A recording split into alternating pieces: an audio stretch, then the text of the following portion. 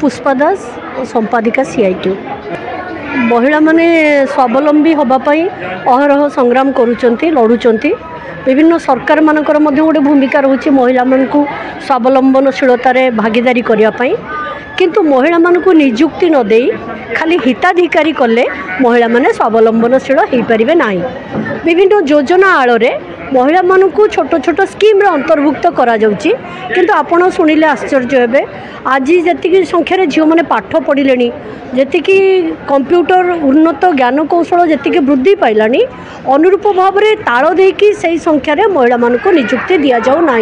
तार कारण होची आर्टिफिशियल इंटेलिजेंस बढ़िला परे उभय महिला और पुरुष बेकार होचंती एवं एटा केवल भारत में नुहे सारा पृथ्वी रे जितेबाला ए कथाटा को से टार्गेटेड वे रे काम करिकी किछि रिलीफ दे पारुचंती आम देश रे आम राज्य रे से भली घटना घटू नाही।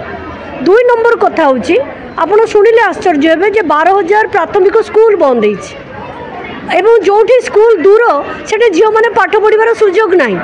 जो गरीब माँ बापा तांकर पुओ प्रायोरिटी पाए पाठ पढ़ाई झील मानक प्रायोरिटी दि जाए ना। जदि झीलटी भल रेजल्ट कला पाखरे कॉलेज नाही एवं तापाई से भली भाव आर्थिक भाव में सुदृढ़ नुहति माँ बापा माने पाठ न पढ़े ताको बाहा करी दियंती एवं ए सब को फाइट करके जेतेबेले झीलटा सामना को आसे एवं विभिन्न ज्ञान कौशल को व्यवहार करके सी निजको प्रतिष्ठित करने को चेष्टा करे सेतेबेले ताको एते कामर प्रेशर पड़े 12 घंटा 15 घंटा 18 घंटा काम करने को पड़े सेतेबेले से हृदघात हो आत्महत्या करके मृत्युवरण करे।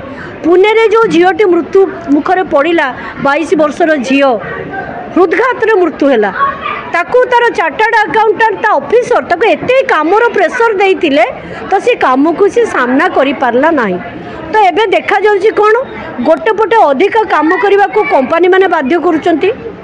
2 नंबर कथा होची श्रम कोड प्रचलन करिकी आपण मानक भलिया सांबादिक ठारू आरंभ करिकी साधारण लोकन को एम्प्लॉय रो श्रमिकर मान्यता दिया जाउची एम्प्लॉय रो मान्यता दिया जाउ नाही।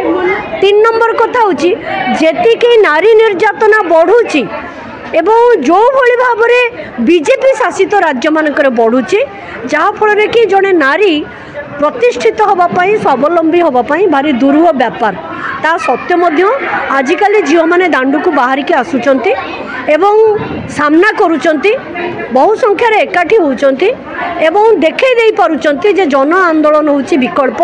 आपण देखंतु ओडिसा रे जेते जन आंदोलन होची माटी पाई खणी पाई सेठी महिला माने गोटे गुरुत्वपूर्ण भूमिका पालन करुचंती।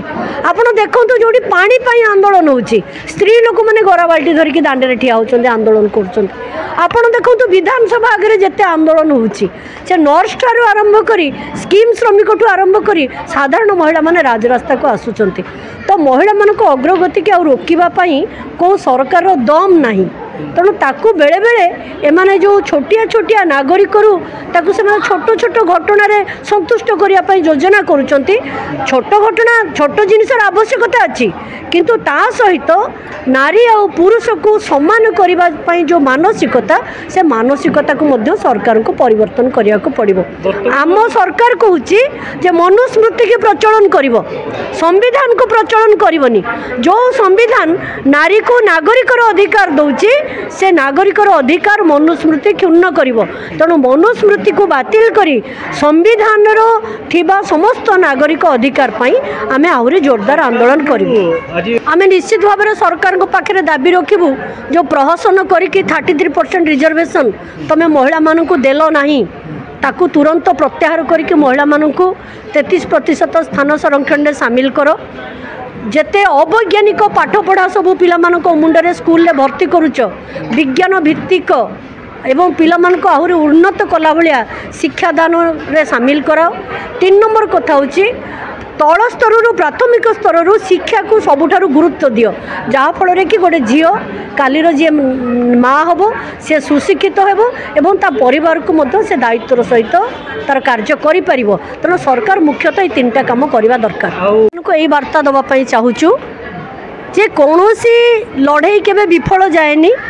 आज जो अंतर्जातीय महिला दिवस पालन होची 1910 मसीहार क्लारा जेटकिन जहाँ आरंभ करथिले आलेक्जांड्रा कोलंताई जहाँ को आरंभ करथिले, रोजा लक्सेमबर्ग जहाँ को आरंभ करथिले, झांसी रानी लक्ष्मीबाई जहाँ को आरंभ करथिले, कैप्टन लक्ष्मी साइगल जहाँ को आरंभ करथिले, आम राज्यर कल्पना दास मध्य जहाँ को आरंभ करथिले पर्वतारोही। तो महिला माने कौनसी गुण रे पुरुष ठारू न्यून नुहंती। आमर जो मानसिक शक्ति अच्छी यह पुरुष ठारू आहुरी उन्नत।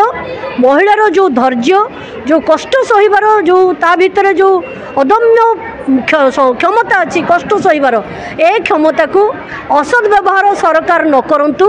यही शक्ति की, यही नारी शक्ति की सरकार सठिक भाव में चिन्हट करी नारी पुरुष को समान भाव में मर्यादा दियंतु। मु देवेंद्र सुतार आज जो गणतांत्रिक महिला समिति एवं भारतर ट्रेड यूनियन केंद्र पक्षर आयोजित महिला दिवस पालन उत्सव रे मु जड़े अतिथि भाव में जोगदे आज हूँ गणतांत्रिक महिला समिति बा जो ट्रेड यूनियन तरफ मिलित भाव पालन कराऊँच। आज हूँ आंतर्जातिक महिला दिवस। ये महिला दिवस रे केमिति महिला एवं पुरुष मान भितर समानता आसब, महिला मान उपरे जो पितृतांत्रिक समाज व्यवस्थार जो आज दिन में अत्याचार चली सेटा केमिति कौन दूर हम से सभा करा जाइथिला। आज दिन में महिला मान को नाना भाव में जपरी अत्याचार करा जाउछि एवं सरकार पक्षरु एई पद्धति प्रति जो प्रोत्साहित करा जाउछि ताकू विरोध करके आज ये महिला दिवस पालन करा जाउछि।